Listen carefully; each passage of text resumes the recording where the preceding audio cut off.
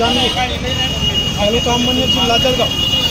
मी आज मंगळवारच्या बाजारा दिवशी बैल घेण्यासाठी आलो होतो शेती उपयोगासाठी, पण बैल घेतले, पण मी पास मागितली बैल घेऊन जाण्यासाठी, त्यांनी पास दिली नाही आणि गेट बाहेर पोलीस लोक जाऊ देत नाही। यासाठी आम्ही शेतकरी लोक परेशान होत आहोत। मी नाही दिली कोणत्या बाजार समिती टेबलवरती बसले जे लोक आहेत पावती बांधणारे कमिटीचे, ते पास नाही म्हणतात, ते सांगतात फुकट आहेत, तिथे पोलीस लोक जाऊ देत नाही आम्हाला।